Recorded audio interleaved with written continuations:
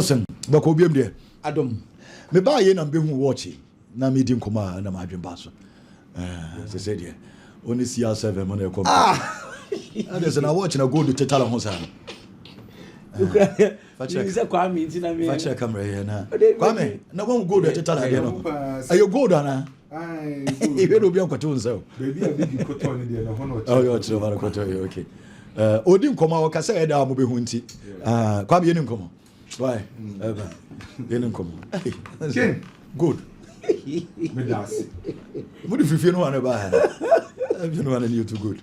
Yeah, Kwame ni safu ano. Kwame okwe. Ken, me das bebre na ma mencha ye tie for ni ahwefo na ewie. Weekend dey twa mu matches dodo na na witness say from Saturday ABC Enra. Ma mencha say free England. I was St James Park. Manchester United kolusu 4-1 against Newcastle.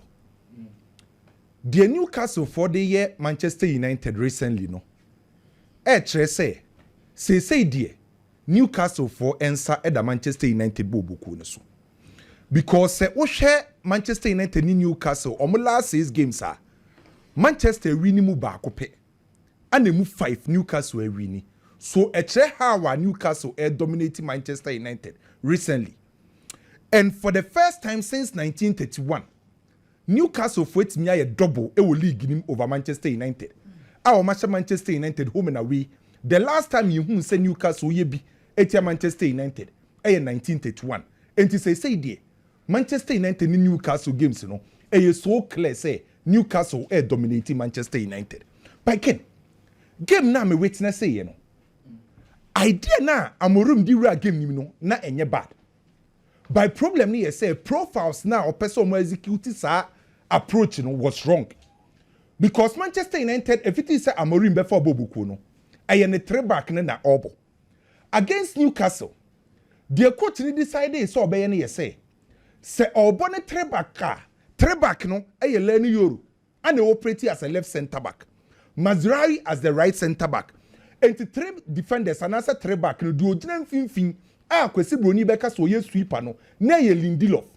Anytime be a Manchester United be initiate attack no coach no instruct Lindelof say omo attack bia na on free tire ho na on beka Manuel Ugarte ho e wo mfimfin ho eno na be allow Christian Eriksen so obetime push akonanim no akoka Bruno Fernandes ana Garnacho ho. So anytime be a Manchester United for be build up on be sha say so ba attack bia no Abrantie friend say Lindelof e was obeka Manuel Ugarte ho na omo dane the 2 deep central midfielders are omo the best as dictating the game a progressing the game at the Manchester United. That was idea Manchester United under Ruben Amorim enra you say they in the build up by problem omo facing here say Ken Manchester United players also omo build up no omo goalkeeper say o press ne kakra bi obeye mistake Abrantie friend say Ugarte ni Lindelof omo ball skills ni soro omo poor retention skills ni any so ekoye for the man Newcastle say Newcastle for who say Manchester United for players I say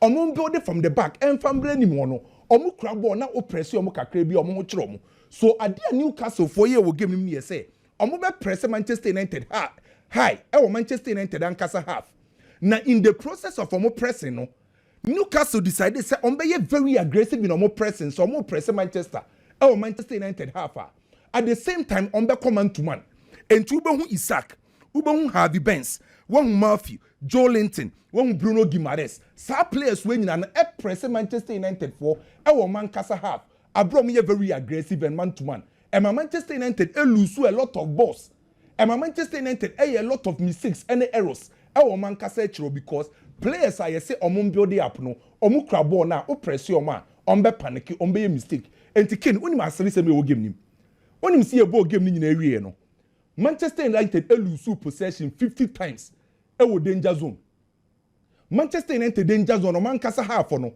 Manchester lose ball nko 50 times unusual very poor on the part of Manchester United say bobo opponent ne press or one kasa half lose ball nko 50 times so for Manchester United goalkeeper and I'm say on to pass very well o press no be mistake no Manchester United goalkeeper mo 2 after so mo drop nana no my pass in 57 no unim say emu 30 say ye emu 30 say because o press goalkeeper ne pe either say o de ball ne beche and also be a mistake. So Manchester United team no ade Newcastle for the beat o ma no how o mo press ye after 90 minutes na Manchester United lose possession 50 times e Mankasa half and a show clearly say Papa ever said Ruben Amorim or changing the style of play because can you say Ruben Amorim be for Manchester United bobuku no ye ka coaches are and as a team o mo lose possession o Mankasa half we Crystal Palace for Manchester United.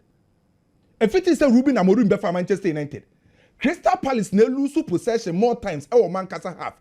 We omu free way Manchester United. So it means say Manchester United under Ruben Amorim say omu build from the back omu ye very poor and e can hu bi na Manchester United. E lose possession bebree. E can hu bi na omu lose e consider such cheap goals any mistakes omu ye. To be honest with you, 4-1 against Newcastle, a lot of mistakes and Kuya and from Manchester United.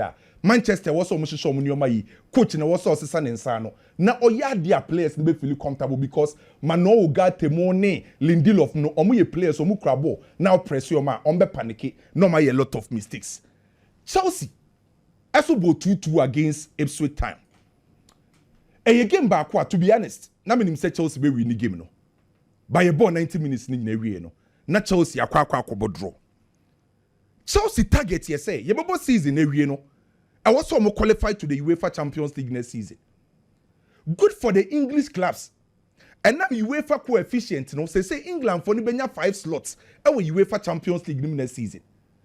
And you most likely Liverpool ni Arsenal the qualify for Champions League next season. So among clubs Chelsea, Aston Villa, Newcastle, Nottingham Forest, and Man City.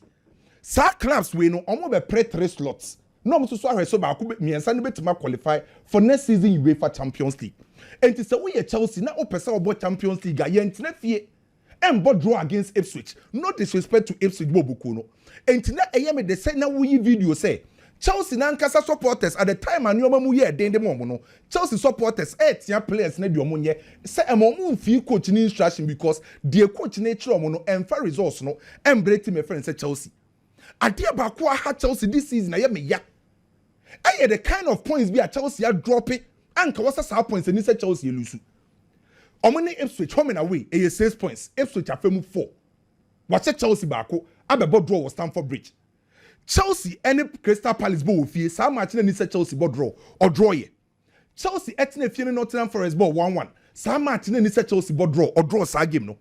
How will lose to Ipswich? Anyhow on the bomb of boy went to Mianche. These are games and then say Chelsea a drop of points. These are games and then say Chelsea a draw. Across the Chelsea bobukuno. And say so I so clear say Chelsea defensively omonya strong. And how we defending a shaky kakra Chelsea concede goals. Omonya the best defensive side this season in the Premier League. And to say Chelsea bobo na omo concede goal na omo ye errors e we kire wa. E ya de ayehu. By baby I had Chelsea kese pa no. And from say Chelsea defensively omonya strong no. Attacking third also sway. Because the entire 20 clubs or more Premier League, team on say big chances can see by Chelsea 73. Chelsea say chances I can say every single club in the Premier League, which I hear wrong on the part of Chelsea. And the match what Chelsea concede goals number of chances and kawaso mo de share and they counter the ma concede na Chelsea asano. So 20 clubs or more competing for the Premier League, there was say chances can see by Chelsea 73. And the akwa koyebo boku a etire ho mo concede any one so chances ebeba no omuntimi utilize e can who be my say ken the chances of Chelsea qualifying for the UEFA Champions League next season akwa akoyeden because omo matches aka no emu edene papa Chelsea matches aka obebo Fulham away obebo Everton obebo Newcastle obebo Manchester United no akwa akowie Nottingham Forest only na compete so obe qualify for UEFA Champions League if Chelsea any Enzo Maresca o Man City no ken Chelsea and Shea na Champions League no or meant to me and qualify because the rate almost say chances anyhow we consider goals no or meant to mean dominate a phases of playing cycle no Chelsea ain't mean dominate. Barcelona could win 1-0 away against Leganes. Very important 3 points for Barcelona. And yeah, Barcelona team who say almost dominated the entire 90 minutes. Because Leganes match, and from Leganes struggle with the Spanish Premier La Liga. Na akwa den team bi obako share Leganis, most especially the top clubs no. Eya na edine so obako share Leganis ewo mu fie. Most especially playing against Barcelona. Barcelona struggled to play against low block teams. In the first 45 minutes, the performance of Barcelona wasn't the best. Because Barca ain't me enya control na omope won finfio no. Barca shasia with Pedri, Eric Garcia and Femi Lopez. Sa 3 players we no omo ntimi ma sa total control na ope no because Eric Garcia ne jebo a ope simple pass na we gina ye on person obey mistake. Femi Lopez episode move into space. Enti nipa na also control game no onya any support. Obi an complementing Pedri. So the first 45 minutes Barca ntimi in control game ne said you omope because oyi Pedri free wa Femi Lopez ne Eric Garcia no ntimi in complement no emo mu control game no won finfio. So first half Barca ntimi nya control no omope no. Barca in the first 45 minutes. Obeti sa Rahu. No, a lot of mistakes. Dioman dene tata Rahu enti ma Barcelona chiro ne sheki kakra. So the first half unse Barcelona chiro no omo concede chances. Nothing my friends say Leganis create and unse omo threaten Barcelona. And Barcelona in the first 45 minutes omo final third no. Na unya sa coordination no. Omo mo anim no bia person shego. Enti Arsenal Barcelona entirely the first 45 minutes. Omo ntimi ambobo na yinim se Barcelona ebono. E kan hu bi na first half. Barca about 0 shot on target. But in the second half I hu say Frankie de Jong be mo no. Ana Barcelona sha say omo control game ne kakra. Omo timi create decent chances. E the pressure e to Leganis so. So sa 3 points na Barcelona akwa akunya no. Enye total dominance but very important. But Ken game na Barcelona winning no. Szczesny, Inigo Martinez. Big credit to them. Szczesny no, ne story na efe. Owo Arsenal yemfa na nyehwe yesi onya ade. Oko Juventus Ojin Kuru yesi defenders na eboa no. Wa retire from football. Barca goalkeeper kwa kupra. Yesi ye pe goalkeeper na amanaba. At the time Szczesny din buy na Barcelona majority of our fans name Szczesny. By ne who Szczesny saying. Arguably one of the best ever the Spanish Premier La Liga. Say over 22 games, 12 clean sheets, un lose game.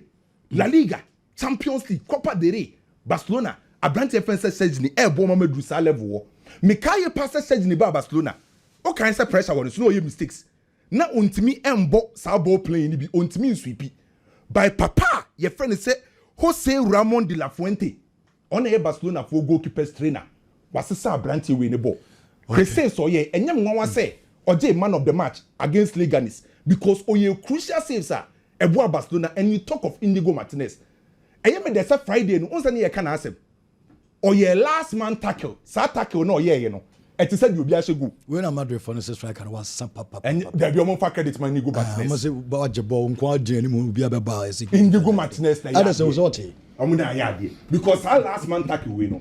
And to say you be a go. Yes, Akwanasa. And Akwanasa a Barcelona player na yadi. I na mon person de credit be man Inigo Martinez. What's what?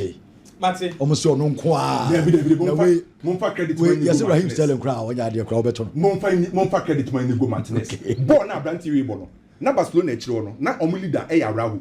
Ana Kubasi future by say Adane. Omo leader we chiro abeye Inigo Martinez. And it's our 2 players. Szczesny, Inigo Martinez. 3 points in the year. To me omo na year adwuma ni na. But that's say Kwame Inigo Martinez no. Barca omo best players in the back on this season. Na say oya on son here na ase nkofa adwen ba no so bebre yes say we defend better ana ono one defend we no ba ko bi kwancha me say nka Barca player de obeye se nko be gina so na waten oboko nipa no otimi botto nipa no simple play na wa be senko German coaches what they know how to do most of them they build a machine first on build a machine in one one really offer average player or be machine in one or be exceptional player.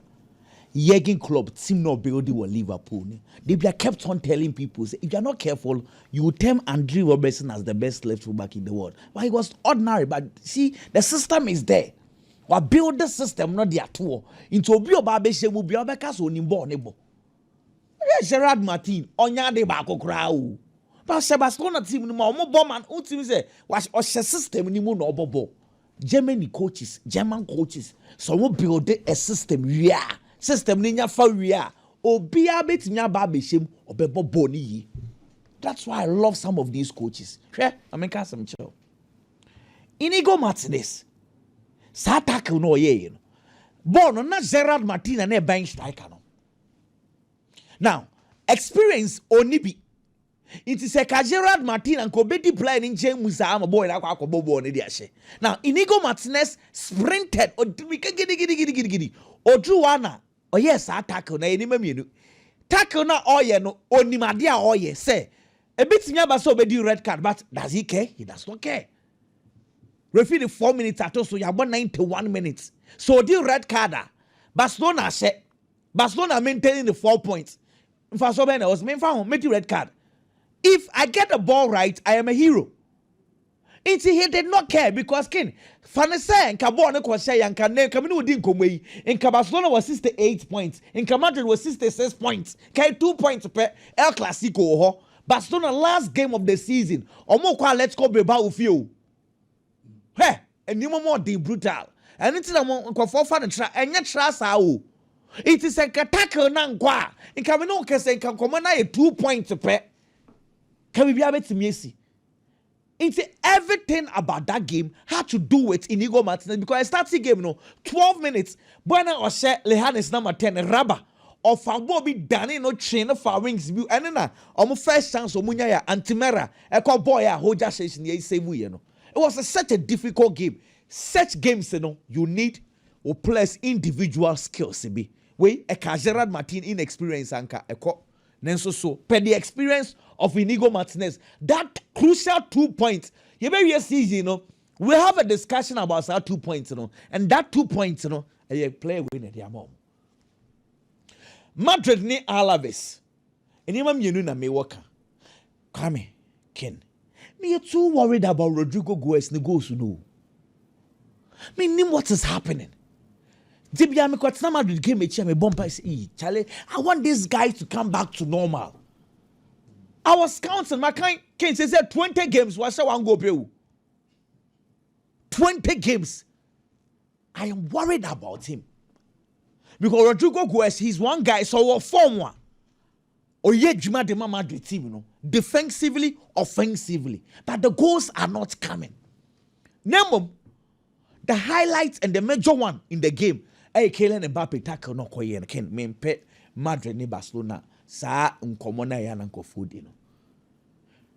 Hwe Ken me kasha nyamye nyam se koma me ni wudi.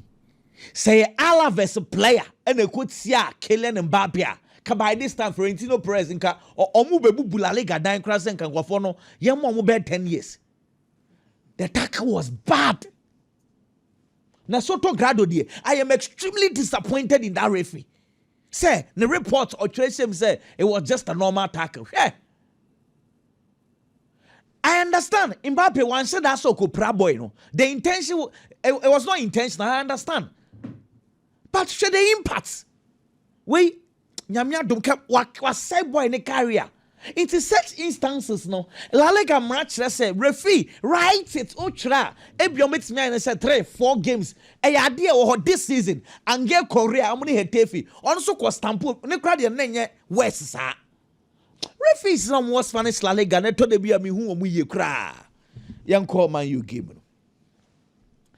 2022.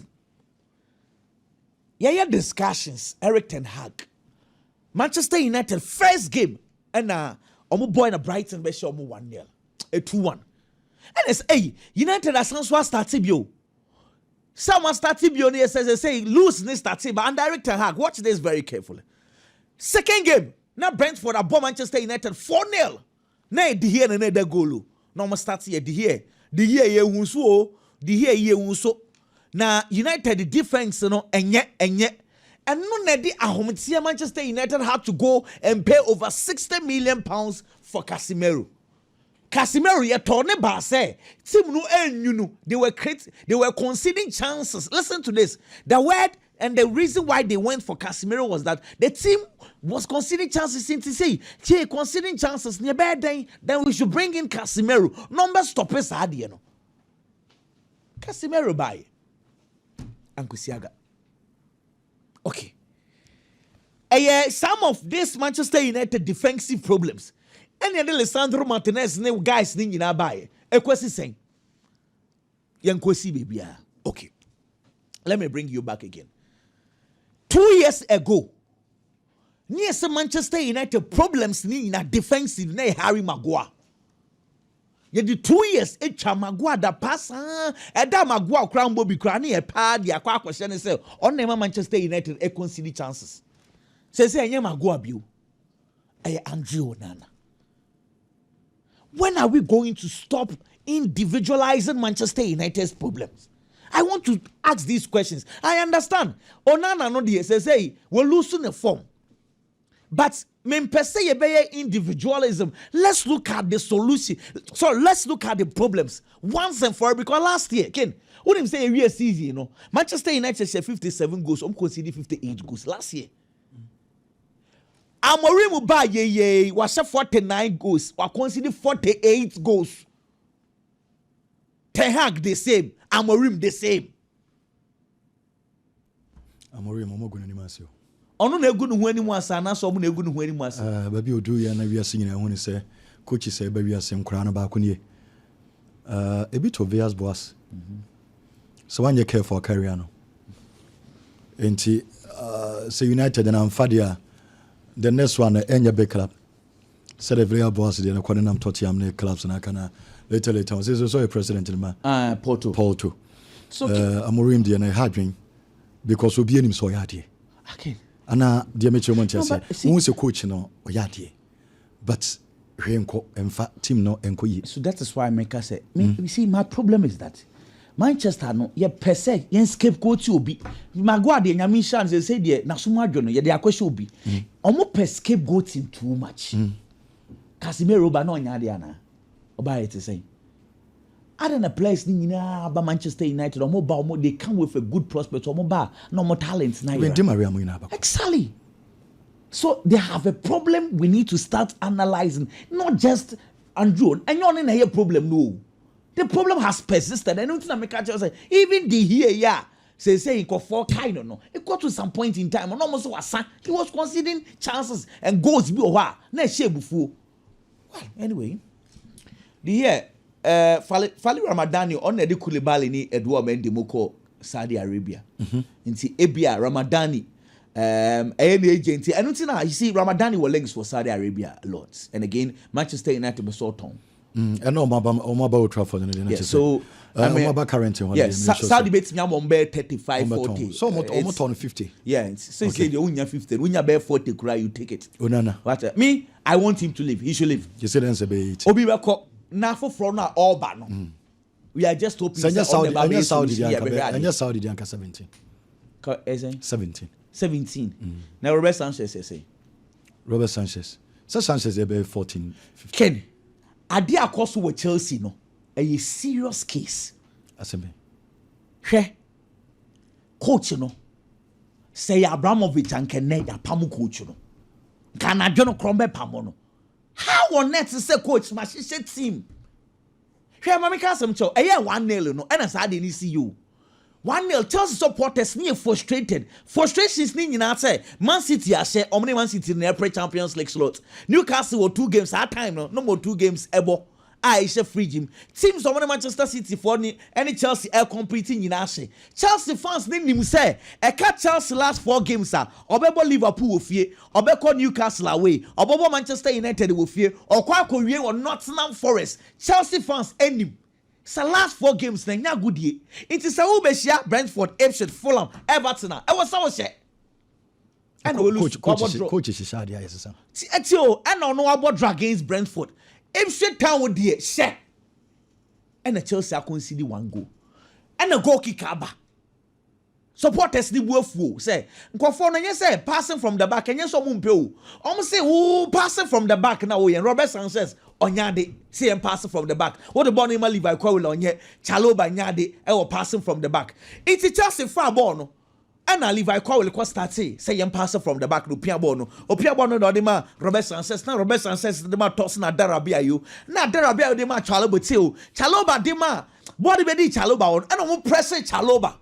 And the Chaloba de ahum tie so onim yade ne ye and ball no two na Kopama lost the ball e we so nyade wo and Nkofo ne gye dom koye chance and say and another goal kick I want to supporters ni bufu yes what master ade na wo ye ne enye ye sesa no supporters aye dey down my coach at the ahompopo asesa the tactics hey coach benye David coach say we dey Robert Sanchez necessary dem set you say pressure na on start so mu deep na Robert Sanchez signal coach is onya day and the coach say almost bosim hey supporters say I know I Chelsea say supporters say pressure is a philosophy say almost bosim dia we bosim hey coach pressure to me is a philosophy most of us will be a philosophy pressure ba Oma bosim okay Biggy Ken yenim komo boss Manchester United Ken the Manchester United problem I have seen it looks like say kwa toka dada wacha na watch bia obo hu for fufuro oh kana Biggy Ken example bena Ken sana United problem na ye example the bia fufuro yi no acha na watch bia we can be able Premier League matches bia obo hu Manchester United fourth fufuro o kana sanity me ba cho there bi dada na yemo e wo vivi United for their chair Ken seriously speaking na Kweku kasem bi na it draws a lot of attentions ni esi Andrew na modern monye for Manchester United me makabi I feel say from the level na David De Gea wo any performance are not dying edi no say David De Gea na Manchester United the fair goalkeeper so also me nya de na say me nko certainly you have to bring in somebody the performance was so change me there etina Manchester United supporter omo mu di football echi omo mu di game na echi ni nyina no expect say nka David De Gea ne there the goalkeeper that steps in should be way better than David De Gea no better than Manchester United aside that it is a club a world record of having good goalkeepers it is all the goalkeeper ba e wo so obian wuta the modern mo so ye di onana ho nkomo a ye nim so onana ye mistakes a e no kre ye nim so onana modern mo form e no kre but then again whenever you are comparing two things as they say we baako and the kind of performance goalkeeper by in there at dine at the end no Ken he's making onana look like a saint goalkeeper no modern man so many in your debut Premier League mu yes onana nya the or the goals che from last season neighbor goalkeeper why errors in the Premier League leading to goals kase pa e Andre Onana why 8 look at the number of matches at Manchester United abo how many times Onana other goal post him why 8 errors leading to goal by in there baba them in the first match Premier League in the debut in the Premier League why one mistake leading to goal an error from the goalkeeper it imagine say onya the number of matches Onana adana mistakes do say no be Manchester United o ye no ni free one ma the entire see the United problem no move for and now what I saw wrong with the Manchester United team was a problem with the players on the field of play, especially Manchester United defense. They are not showing somewhere ready to remember Manchester United. Victor Lindelof is a typical example. One of the most experienced players on Manchester United. Ube Victor Lindelof. The years I was still with United clearly etche. Se coach ma plan say we play execute. Near the plan ma we na ura park na so a. E to da coach na dey watch na wo no. Wo na wo dey wadwene kwa implement wo park na so. Hwe kwan ya fast one Newcastle say in the first goal. Player kita ball a obebo pass without knowing where the pass was going. No odi kan adwane akọ box him. Na waja Alexander Isak nko aho. Ye nyam mo ball no. Unim ba bia ball na ifa. Player na wo mark no waja ne honom. And this season, he is Newcastle United's best player. What John no ho na wa box ni mu. Eti pass ne ba ya na e be si Alexander Isak so no. Afei na wo say aba na chi abebe touch Isak. At that time Isak afa ball na wie. This is a player who is very intelligent. Your man is space. And this is who jai no afa ball ni wie. Look at the kind of pass or the mouth to Nali man ball ni say. And at that time, another inexperienced player Euro and so the nechi and the ama player or attacking no. Eventually of our born or boy na born ase. Second goal at Manchester United concede Livramento ni Diago Dalot. Cut back ne di kan buy and I say e ban later ma go ni buy no. Me ni problem with that. But when you fast so Diago Dalot, eja Livramento man di ball ni BT no. without showing any form of urgency in a game against Newcastle. You beat you where no problem. But after say you beat you where you have to track back as a defender. In the first half, none more you're bad. But in the second half, why you have to track back as a defender, not play and not relax it. Watch me on fan say other players so. And no 18-yard area anymore. A kokoye that particular cross. I deal with any coach in a water catch. The level you have gotten to. Mazraoui a football what tough from United third goal I consider here. Mazraoui to yana. Play an far ball, have you been a far ball? Look at where he picked the ball. Omu jano man the ball no run a saaf we honum. Later, obeshe players munum finfin. Lindelof, any euro, anything. They allowed him to go a ball on the share. Can these things and your coach in a better? That is why I'm saying, say, the Manchester United problem, Onana the end but I'm not game now. I saw that these players are not serious to play for Manchester United. It's another problem. So I say, Manchester United card that clearly, and no problem for Fraba. You see, Harry Maguire, Monana, a ball most of water. And the Manchester United supporter be any Anka Harry Maguire in a noble. And I am sure. Say United supporter be already be empire, but they say, wait and go now, I'm Rameda. Clearly, by and then to me, or more than a world class goalkeeper. But and that's so say Isaki boy your chain in any bucket. Born they playing from the back and then I could fast maba. The mistake away, and your born or coboche. Or boche, and the coach and say, and you've been out to Chelsea. Supporters catch a Chelsea for some mobile in Simon. And you mean the reason, because born and the action and the turn to be anyone if you know. Catch a safe, Snibby. That is why I've talked about coaching say any defender. And no coach is on passing. And no passing and uncle. Into one passing the year. And until because the coach and the plan now executing we are. Problem no, how to execute the plan, Gina who play and now go Gina Park and also. You say the moon Simon best about Bomo. So Watara started we are. I'm sure no Watara nya. Has it. Moon Simon is it and run beko. It's for me. There are a lot of problems in the Manchester United team. It needs a holistic approach. Tenase. No more Kwame befaso on the team in the befaso because I am sure they have given up on this particular season. And then Tina coach and then dream and then attention at Europa because he feels that is the only way to be Champions League. Now if you want to abutre, Eddie Ashisheni team no. Can Kakebi on air Arsenal. Me Arsenal and Brentford nibi. Now adia ba kwa me hu ya manage ye. Say in almost every game I over here. After certain key players, April or Arsenal, no, Arteta tries to build an all-round team. Thomas Teh Partey and a right back on the day. Partey on several occasions, no kremijitum. But so I fast for Arsenal actually go against Brentford. Time a counter attack and by most of the time. Nkawbenya players are omoya forward line players. And uncommon call for the run.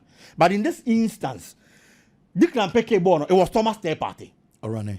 Yes. Player any usual of him. So only be taking that kind of step and they take that step and eventually pass in the corner. He was able to execute it. Madrid for the casa, Thomas Teh Partey so casa. The confidence in the Arsenal camp is growing.